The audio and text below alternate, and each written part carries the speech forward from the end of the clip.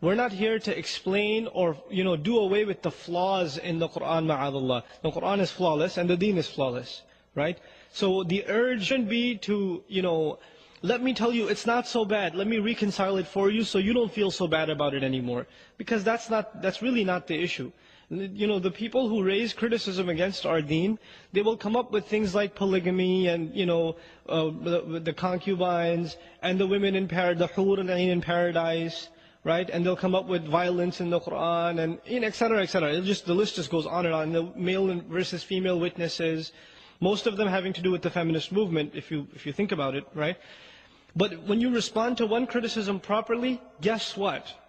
They'll say, oh yeah, let me come up with another one. And then you go and respond to that one, and then they'll come up with another one. And then you respond to that one, and they'll come up with another one. So you have to understand to play the game a little bit. And the way we understand to play this game is the way Allah subhanahu wa ta'ala, He responded and rebutted Bani Israel, who were very good at asking questions. And Allah quotes a lot of their questions in the Quran.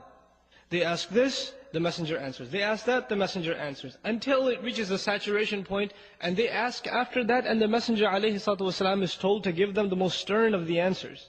Right? They ask about Dhul Qarnayn, find the answer has been given. They ask about the Ruh, find the answer has been given. They ask about the people of the cave, the answer has been given. They ask who gives you revelation, the answer has been given. They keep, how do you have a boy sometimes? How is there a girl born sometimes? Go ask your Lord this. The answer has been given. And then eventually they ask again, أَإِذَا كُنَّا عِظَامًا وَرُفَاتًا أَإِنَّا لَمَبْعُوثُونَ خَلْقًا جَدِيدًا. This is even asked by some of the Bani Israel. Are we going to be raised again? Even though it's in their revelation. This is in Surah Al-Isra.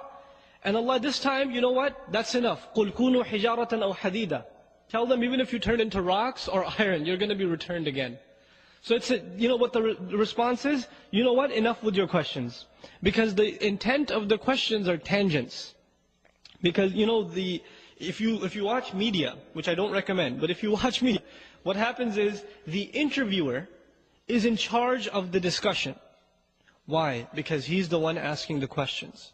The one who's answering the questions is in a defensive position, and the one who's asking the questions is in an offensive position. And obviously the one in the offense is winning.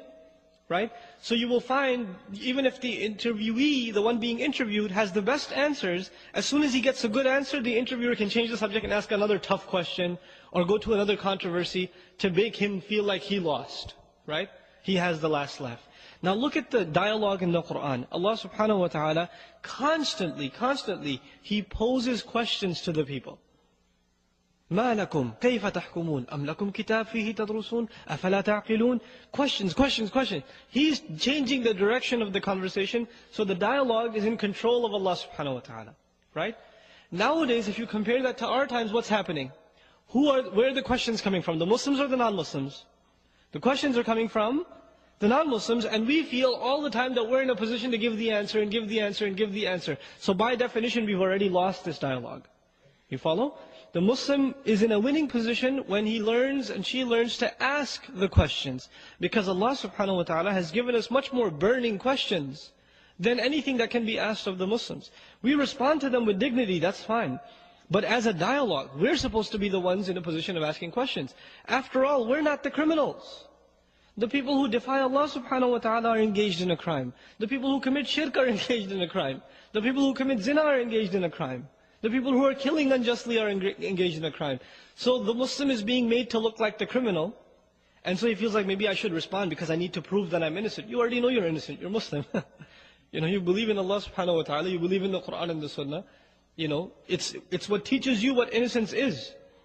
And as opposed to what everything else is. So it's a shift of mentality. So I'm going to address that malakat aymanukum issue at the end.